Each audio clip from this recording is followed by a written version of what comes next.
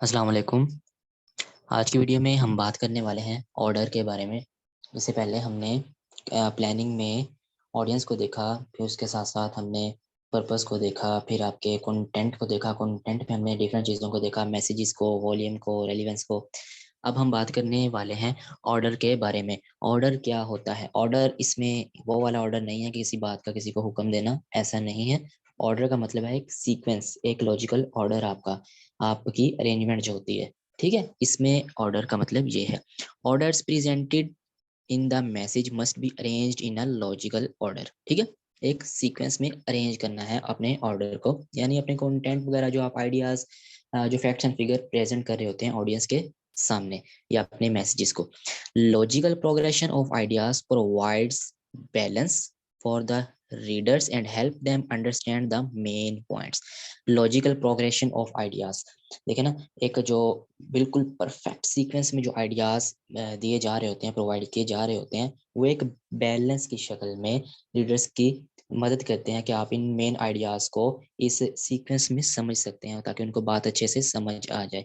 Message में be ordered by the way of importance, chronologically, complexity and casualty. हम इनको बारी बारी देखेंगे भी कि ये क्या चीज़ें होती हैं। फर्स्ट ऑफ ऑल हम बात करते हैं इम्पोर्टेंस की, कि इम्पोर्टेंस क्या है। एक ऑर्डर में जो इम्पोर्टेंस का वे है, उसका क्या मतलब हो सकता है। Order with respect to the importance suggest where a writer wants to put the important information, the very first or the very last. अब जो मैसेज का एक सीक्वेंस है, जो आपका सेंडर है वो रिसीवर्स को बात समझाने के चाहता है। अब बात में जो कंटेंट है, जो आप आइडियाज शेयर कर रहे हैं, उसकी जो इम्पोर्टेंस है, उसकी जो अहमियत है, या तो वो सेंडर बात करते ही स्टार्ट में बता सकता है, या टॉपिक जो आप वो अपनी सारी प्रेजेंटेशन दे के उसके एंड में बता सकता है। अब इसी तरह से दो चीजें हैं, दो तरह के ऑर्डर हैं। कौन कौन से?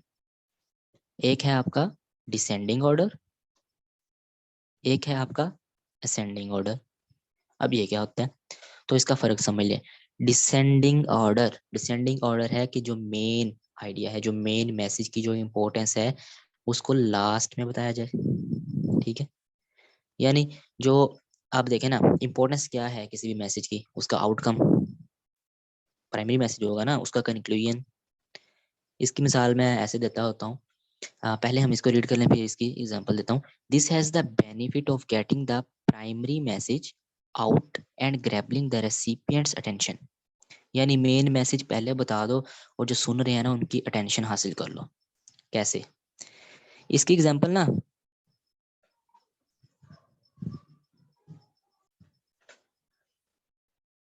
मैं ऐसे देता होता हूँ। जैसे आप एक मिलाद पे गए हैं, ठीक है, मिलाद हो रहा है, कि चले मिलाद छोड़ें, हम शादी की बात करते हैं।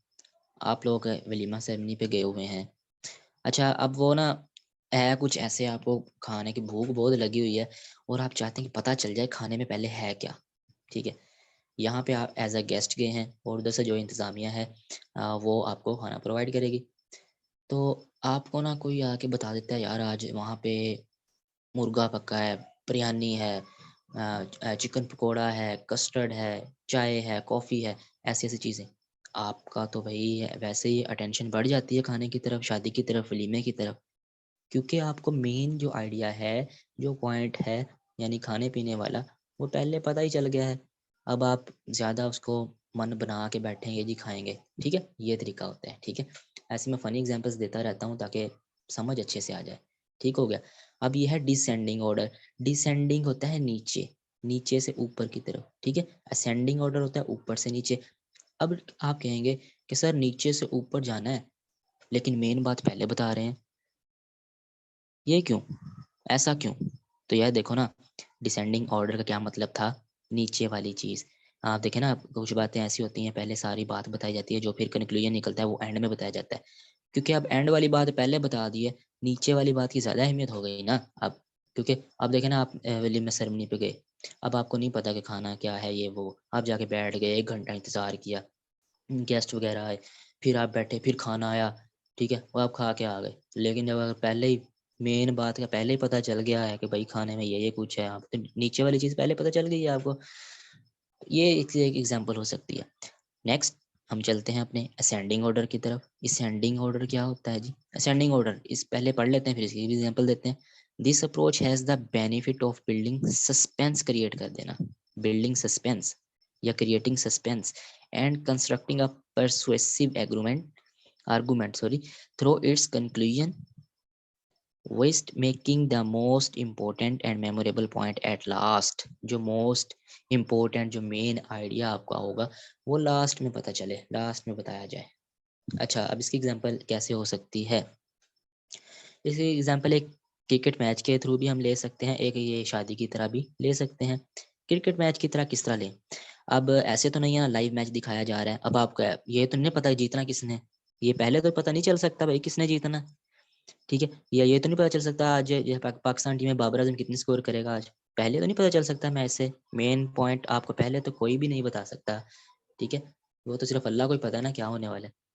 तो ये है असेंडिंग ऑर्डर। पहले आप सारा मैच देखते हैं, पहली इनिंग्स देखते हैं, टारगेट होता है, दूसरी इनिंग्स का मैच देखते हैं, फिर आपको 3-4 घंटे के बाद T20 में पता चलता है जाके कि हाँ भाई अब ये टीम जीती है।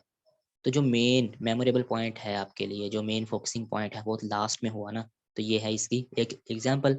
शादी वाले की एग्जाम्पल इसी तरह ही ले सकते हैं, जैसे कि मैंने बताया कि खाने का आपको एंड में पता चले, हाँ भाई जब रोटी खोल गई है तो उसी वक्त ही पता चले, तो वो तो जो मोस्ट आपके लिए मोस्ट फेवरेबल पॉइंट था वो तो लास्ट में बताया गया। तो ये एक इसी एग्जाम्पल हो सकती है।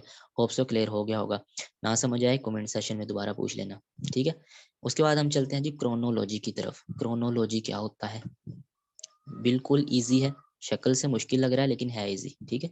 कोई ऐसी घबराने वाली बात ही नहीं है। यहाँ पे हम बात करेंगे अब क्रोनोलॉजिकल ऑर्डर के बारे में। क्रोनोलॉजिकल ऑर्डर किस बेस पे होता है? क्रोनोलॉजिकल ऑर्डर आपका टाइम पीरियड पे होता है, आपका वक्त, वक्त के साथ साथ की गई चीज़ें अच्छी लगती हैं। वो कहते हैं ना, अटेम्प्ट में पहले पढ़ लें तो ज़्यादा बेहतर होता है, बाद में फिर वो 1 महीने जब रह जाता है फिर रो रहे होते हैं क्या क्या करें, गैस दे दें, ये दे दें, वो दे दें। क्रोनोलॉजिकल ऑर्डर इरेलीवेंट हो जाएगा, लेकिन हमें रेलिवेंट चलना है। तो इसके लिए ideas arranged according to the time period. जो आइडियाज, जो फैक्ट्स एंड फिगर्स हैं वो टाइम पीरियड के अकॉर्डिंग चलें, ऑफ देयर अकरेंस यानी उनका वजूद, और sequence of its occurrence. The writer may choose to represent ideas from first to last occurred और from last to earlier occasions और टाइम। अब जो राइटर है उसकी मर्जी है, वो जो आइडियाज प्रेजेंट कर रहा है वो फ्रॉम फर्स्ट टू लास्ट भी कर सकता है, लास्ट टू फर्स्ट में भी आ सकता है, टाइम के थ्रू। टाइम के through ideas arrange according to the time period of their occurrence. वो वक्त के साथ साथ ही जो चीज़ें की जाएंगी वही अच्छी होती हैं ना। अब वो जैसे कहते हैं ना, आप कहीं पे सफ़र कर रहे हैं, बाइक बहुत तेज़ चला रहे हैं, लेकिन वो कहते हैं ना बंदा यार स्लो चला ले लेकिन 10 मिनट लेट पहुंच जाए वो अच्छा है। और देखिए ना, टाइम पीरियड के साथ साथ आप बिल्कुल सेफ भी हैं, और जल्दी जल्दी करेंगे खुदा ना खास्ता अगर कोई एक्सीडेंट हो जाता है फिर नुकसान भी हो सकता है, ठीक है। ये था जी इसका पॉइंट। समझ ना आए कमेंट सेशन में पूछ लें आके। उसके बाद क्रोनोलॉजिकल के बाद हम चलते हैं कॉम्प्लेक्सिटी। कॉम्प्लेक्स का क्या मतलब होता है? सिंपल सी बात है, मुश्किल चीज, कॉम्प्लेक्सिटी, ठीक है।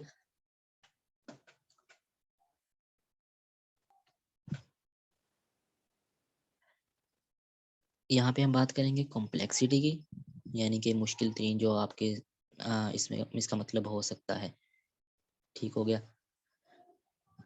कॉम्प्लेक्सिटी यानी कॉम्प्लेक्स ऑर्डर की। तो इधर start with the simplest ideas, मर्जी है सिंपल आइडियाज से स्टार्ट कर लें फर्स्टली, ठीक है, या बिल्ड कॉम्प्लेक्सिटी फर्स्टली। अब देखें, इधर start with the simplest ideas, जो बिल्कुल नॉर्मल हैं, जो बिल्कुल आसान आइडियाज हैं फर्स्ट, एंड बिल्ड कॉम्प्लेक्सिटी।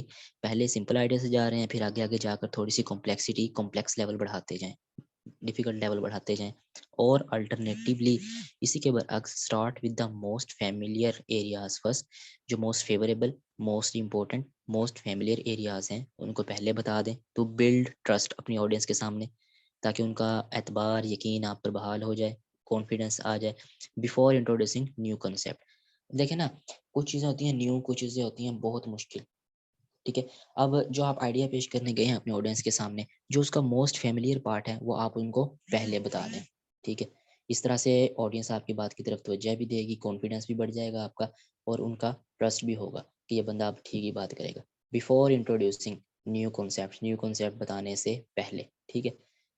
उसके बाद हम चलते हैं अपने कैजुअलिटी की तरफ। कैजुअलिटी क्या होता है, मैं इसको रिमूव कर दूं, कैजुअलिटी को ले आऊं यहाँ पे हेडिंग्स में, ये आ गया जी कैजुअलिटी। कैजुअल ऑर्डर क्या होता है, describe a chain of events, describe A chain of events, events की एक चेन, एक सीक्वेंस। अगर आपने बिजनेस कम्युनिकेशन पढ़ी होती या जिन लोगों ने पढ़ी भी होगी वो बता सकते हैं, हमने पढ़ा था चैप्टर फर्स्ट में चेन नेटवर्क के बारे में, व्हील नेटवर्क के बारे में, ऑल चैनल नेटवर्क के बारे में। तो ये वही है चेन ऑफ इवेंट्स, इवेंट्स की तरतीब, उनको एक चेंज यानी चेन में ले आना, एक सीक्वेंस में ले आना। और causes leading to the other, और causes leading to the other, जो दूसरों को लीड कर रहे होते हैं उसकी वजह बन सकती है। अच्छा, सबसे पहले आपने करना है कैजुअलिटी को समझते वक्त आपने गूगल पे जाना है, कैजुअलिटी के बारे में इसकी एक डेफिनेशन पढ़नी है, इसकी टर्म्स को सीखना है, फिर आपने इसको इस पे अप्लाई करना है, फिर अच्छे से समझ आएगी। आज का लेक्चर यही था, होप सो आपको अच्छे से समझ आ भी गई होगी, क्योंकि मैंने बहुत सारे एग्जांपल्स देके इसको समझाया है। अगर फिर भी किसी बात की समझ ना आए, आप उसे इसी वीडियो के कमेंट में मुझे बता सकते हैं। आप इसके साथ साथ हमारे Facebook page easy study portal में भी मुझे मैसेंजर पर चैट भी कर सकते हैं। थैंक यू वेरी मच, अपना बहुत बहुत ख्याल रखें, चैनल को सब्सक्राइब करते जाएं। अल्लाह हाफिज़।